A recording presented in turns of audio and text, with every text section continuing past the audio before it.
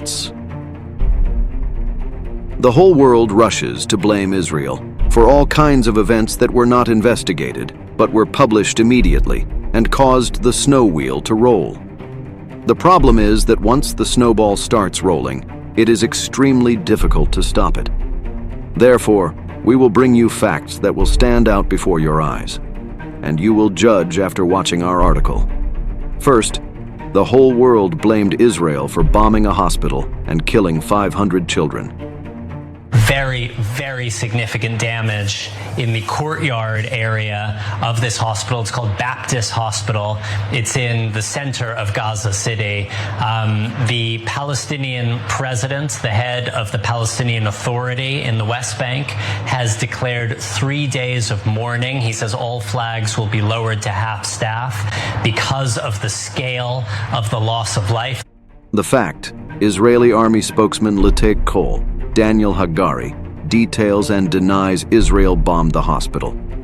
The IDF has concluded an after-action review and confirmed that the Islamic Jihad was responsible for the strike at the Al-Hali Al-Ma'adani hospital in Gaza. We did an immediate review with all relevant branches of the IDF. This is what took place on Tuesday, October 17th. At 6:15 p.m., a barrage of rockets was fired by Hamas to Israel. Then, at 6:59 p.m., a barrage of around 10 rockets was fired by Islamic Jihad from a nearby cemetery. It was at the time that 6:59 p.m. when there were reports of an explosion at the Al-Hali Al-Mahadani hospital in Gaza City. According to our intelligence, Hamas checked the reports, understood it was an Islamic Jihad rocket that had misfired, and decided to launch a global media campaign to hide what really happened. They went as far as inflating the numbers of casualties.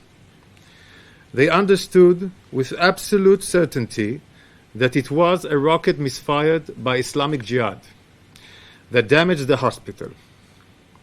Analysis of our aerial footage confirms that there was no direct hit to the hospital itself. The only location damage is outside the hospital, in the parking lot, where we can see signs of burning, which I will show later, no cratering, and no structural damage to nearby buildings, as opposed to the damage caused by any aerial munition, which would have been of different nature.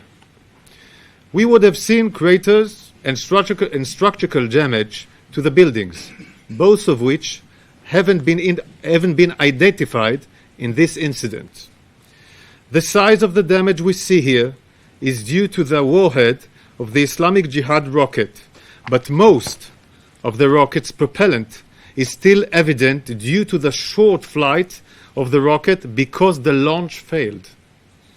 The following visual evidence shows infrared imagery of the parking lot. You can see the central locations of fires, some debris of rooftops, no craters can be identified. I want to show you that myself. This is the area of the hospital. Okay? We are showing the parking lot and the hospital. Okay, those are in red spots. This is not in infrared, so you can understand it betterly. This is the parking lot. This is the parking lot. You can see the parking lot also now in this picture shown here. Okay, aftermath, after the hit. There is no structural damage to the building. The walls stayed intact. There are no craters here. All of the above, which I said, no structural damage. The walls stay intact, no craters. These are the characterized that shows that it's not an aerial munition that have hit the parking lot. We also have examples of what air-to-ground munition creator looks like. As you can see, they do not exist in this instance. Many media outlets immediately reported the unverified claims by Hamas. Those were lies spread by Hamas. I want to make something clear. It is impossible to know what happened as quickly as Hamas claimed they knew. That should have been an initial warning sign for many. Unlike Hamas, the IDF launched an immediate examination, which was overseen at the very highest levels of command. This professional review was based on intelligence, operational systems, and aerial footage, all of which we cross-checked. The evidence, which we are sharing with you all, confirms that the explosion of the Al-Hali al-Mahadani hospital in Gaza was caused by an Islamic Jihad rocket that was misfired. Here are the four main parts of the examination process. First, we confirmed that there was no IDF fire by land, sea, or air that hit the hospital. Second, our radar system tracked rockets fired by terrorists from within Gaza at the time of the explosion. I will show you.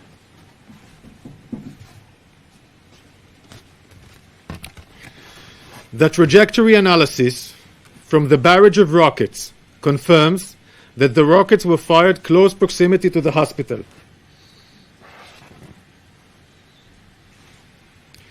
In addition, there are two independent videos which show the failure of the rocket launch and the continuation of rocket flight towards the ground within the Gaza Strip, falling in the hospital compound.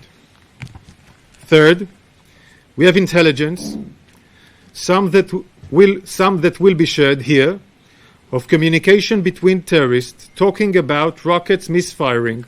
The terrorists realize that the rocket has misfired and made specific reference to the Al-Hali al-Ma'adani hospital. I would want to let everybody hear the conversation, and I will do the translation in English. I'm telling you, this is the first time that we see missile like this falling, and so that's why we are saying it belongs to the Palestinian Islamic Jihad. What?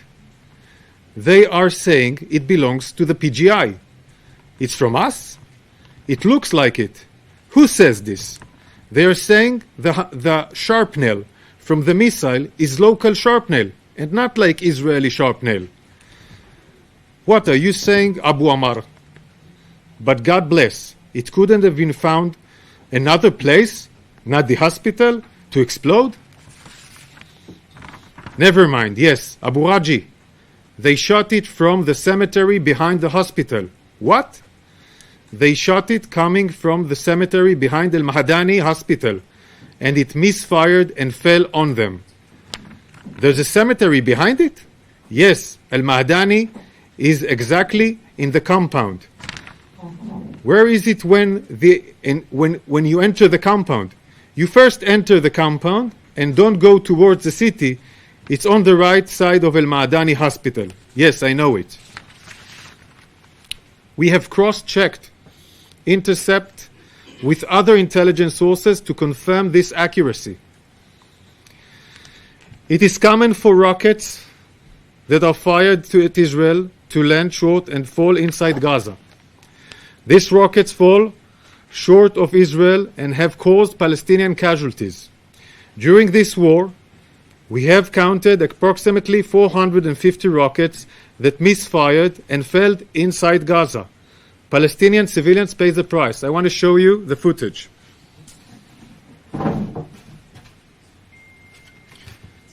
These are failed launches during this war until now. These are all failed launches that fell inside the Gaza Strip, and some of them, of course, created casualties among the Palestinians themselves. And one of them was in the hospital Al-Hali al-Mahamadani.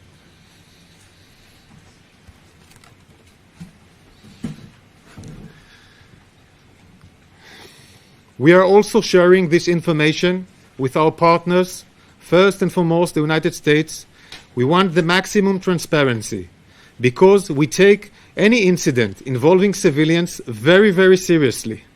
Unfortunately, many in the media immediately reported the statements coming out from Hamas, controlled in Gaza, which blamed Israel.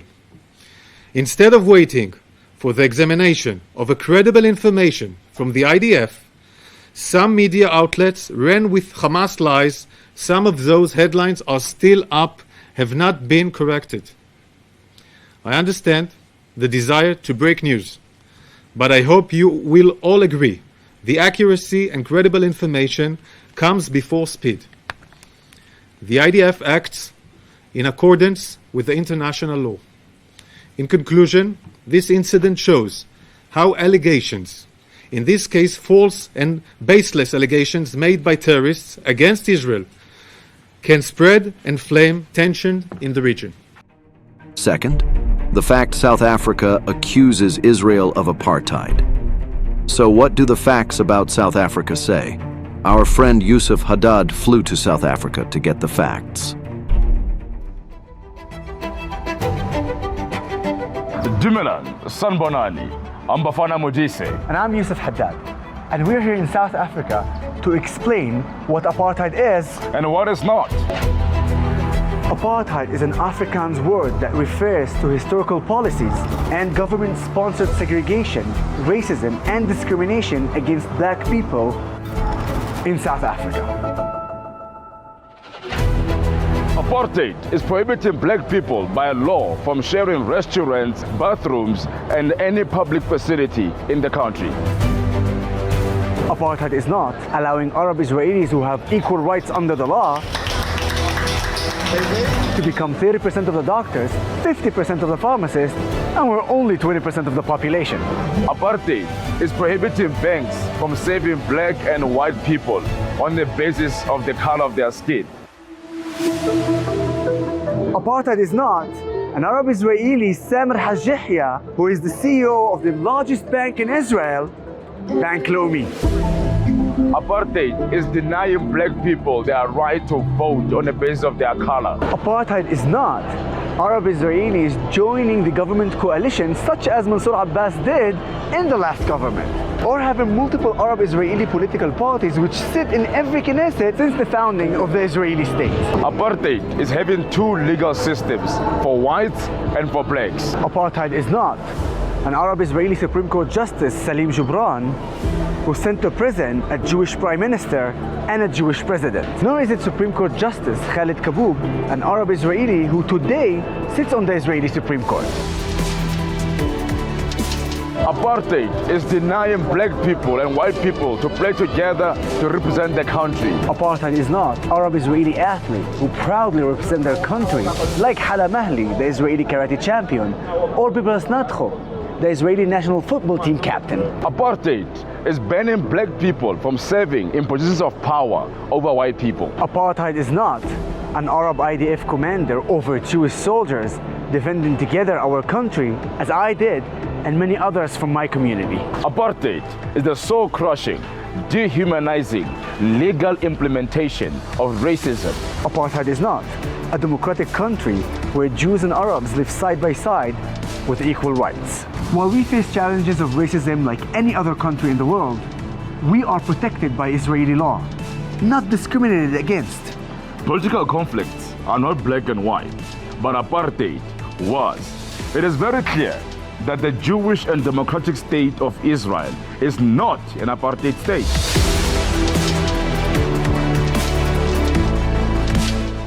Third, in recent years, we have been shocked by the rise of anti-Semitism on campuses in the USA. How is it possible for an entire generation to believe the lies spread to the world, which have no basis in reality? The facts are brought to you by Israel's Noah Tashvi as she presented them. I was honored to be invited to testify on Capitol Hill about the connection between campus anti-Semitism and terrorism financing. Distinguished members, American universities have become dangerous places for Jewish students. What is taking place on U.S. campuses is not legitimate pro-Palestinian activity, but an aggressive assault on Jewish students, American values, and the future of American society. Jewish students are being harassed, threatened, and attacked with violent rage, but we have exposed that this violence did not happen overnight, nor is it a grassroots movement. It has been planned, engineered, and incubated for decades by heavily funded, professionally orchestrated groups with close connections to terrorist organizations like Hamas, Islamic Jihad, and PFLP.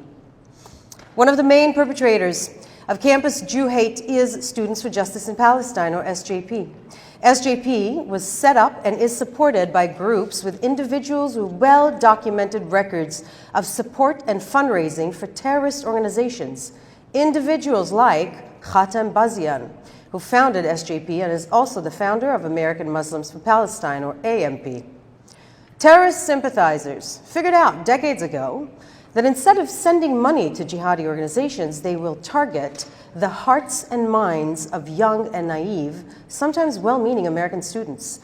They use progressive buzzwords like justice and freedom, but their true intent is destroying the world's only Jewish state by all means necessary. And after October 7th, we've seen that anything goes. Beheading babies and raping women is just fine. If it's done for the Jews, they call it resistance. For decades, these groups have lied to young Americans and convinced them that Israel is the ultimate evil, so that when Hamas terrorists carried out these barbaric acts, young, educated Americans would minimize, justify, and even celebrate it. Ladies and gentlemen, SJP is a hate group. It is grooming American college students, grooming your children to hate Israel, to hate America, and to hate Jews. And for years, universities stood by, watched this brainwashing take place, and did nothing. SJP hijacks any campus that it operates. And I use that word deliberately. After all, this organization that puts the Palestinian plane hijacker, Layla Khaled, on its t-shirts. These groups are not interested in peace. Just listen to what they chant. There is only one solution: intifada revolution. On our campuses, those with bad intent prey on those with bad knowledge. Because we know what intifada actually means. It means blowing up Jews on buses, or stabbing us, shooting us, running us down, or slaughtering us like on October 7th. And so today, Jewish students are barricading themselves in libraries, hiding from an angry, brainwashed mob. Universities have let Jewish students down, and they're letting America down. Now, this is what we need to do about this. First, we need to kick these groups, it's hate groups, off of campus. How can it be the college fees and taxpayer dollars are funding hate groups that cheers on the burning alive of Jewish families? Every college in this country should ban SJP and never let them back. We wouldn't fund KKK chapters in our colleges. We shouldn't fund SJP chapters in our colleges either. And if universities fail to remove SJP off of campus, if they continue to protect and fund the ringleaders of an anti-Semitic mob, then this committee should withdraw funding for them. We would not allow the mafia to teach business on campus. We should not allow terrorist supporters to teach political activism to our children. Second, with the amount of evidence linking SJP and AMP members with support and financing of terrorist groups, including Hamas, these organizations and networks should be investigated by state police and the FBI. The terrorists that are supported, they are the ones who committed worldwide jihad, currently hold over 200 Israeli Americans and other countries' citizens hostages. The time for criminal investigation is right now, which brings me to my third and final point. How can groups that spread this ideology on campus, that should be under FBI investigation, enjoy a war welcome in Congress? Last month, not even 3 weeks after Hamas were decapitating Jewish babies and raping young Jewish women and girls, AMP were on this Hill lobbying Congress with their annual Palestine Advocacy Day. How can congressmen and women take donations from such a group? Members of this House should never be funded from the same pot as murderous terrorists. Ladies and gentlemen, this is not a Jewish issue. This is an American one. There is a direct line between brainwashed extremists who rip down posters of kidnapped Jewish children and those who rip down the American flag ahead of Veterans Day. I urge this committee to act now. Stop this coordinated assault on Jewish students, on American values, and on the future of the American dream. Thank you very much. 4. So, dear viewers, remember the facts we have presented to you and ignore the lies, which are charged with money to harm Israel and the Jewish people.